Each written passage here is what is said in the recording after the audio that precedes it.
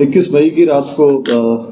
बल्लभगढ़ के एरिया के अंदर थाना सेक्टर 8 के क्षेत्र के अंदर रात को कुछ बदमाशों ने हथियार के दम पे एक व्यापारी से उसकी गाड़ी जो है वो लूट ली थी तथा उसका अपहरण किया था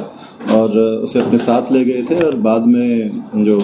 है उनको नोएडा से जो है बंधक जो है उसे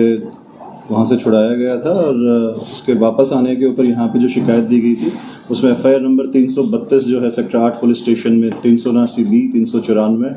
506 और 365 के अंदर जो है दर्ज की गई थी। उसी संबंध में जो इन्वेस्टिगेशन का काम है वो क्राइम ब्रांच ऊंचागांव की टीम के द्वारा किया जा रहा था और काफ़ी मेहनत के बाद कल आरोपियों को 26 तारीख को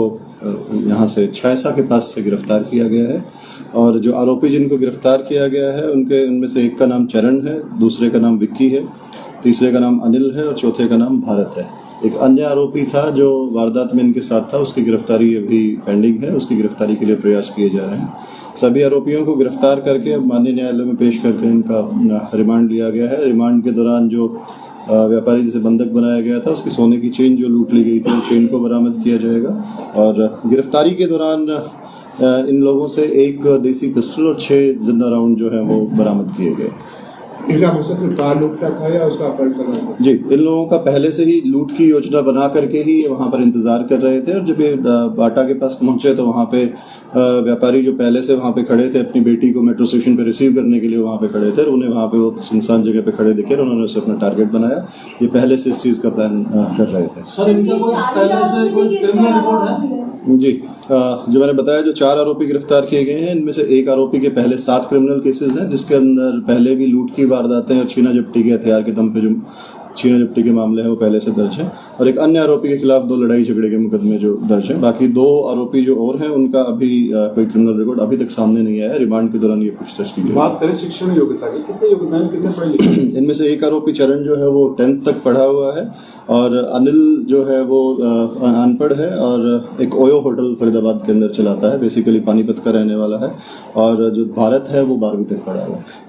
कोई सर रैकी वगैरह की या फिर कोई जानने वाले थे इनमें से पहले? इनके द्वारा कोई रैकी पहले नहीं की गई, ये सिर्फ और सिर्फ इन्होंने प्लान बनाया कि हमने वारदात करनी है और उस टाइम पे रोड पर आ गए और वहां पे जो भी नेट सॉफ्ट टारगेट नजर आया उसी को इन्होंने टारगेट। इनमें से एक आरोपी जो है वो लगभग 40 वर्ष का है, एक की उम्र 23 साल है, एक की उम्र 28 साल है और इनकी अगर आप जो काम करने की जो आप पूछ रहे हैं तो इनमें से कोई भी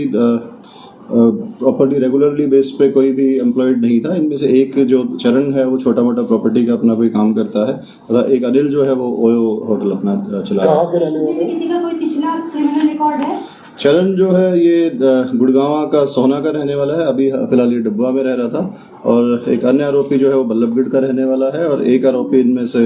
यूपी का रहने वाला है तथा एक अनिल जो है ये पानीपत का रहने वाला है। क्रिमिनल रिकॉर्ड की अगर इनकी बात करें तो मैंने पहले भी बताया कि चरण के खिलाफ 7 मुकदमे पहले क्रिमिनल केसेस जो है लूट के छीना झपटे के हथियार के दम पे जो मुकदमे पहले से भी दर्ज हैं और एक जो अनिल है उसके ऊपर 2 लड़ाई झगड़े के मुकदमे जो है पहले से फरीदाबाद में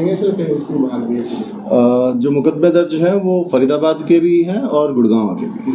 इनका मकसद जो है केवल अपहरण करना था, गाड़ी लूटनी थी या फिर क्या करने की कुछ ऐसी प्लानिंग थी इनकी? अभी तक की जो पूछताछ में सामने आया है इनका जो पर्पस था वो लूट का था और जो फाइनेंशियल गेन के लिए इन्होंने इस चीज को प्लान किया था और जो अन्य जो इनका जो मकसद अगर कोई रहा होगा तो उसके बारे में अभी पूछताछ जो है वो पुलिस रिमांड के दौरान इनसे की जाएगी। सर, कैसे गुत्थी सुलझाई गई और कितनी मशक्कत जो है पुलिस कर्मियों को करनी पड़ी और कितने दिन का जो है प्रोसेसिंग रहा? आरोपियों के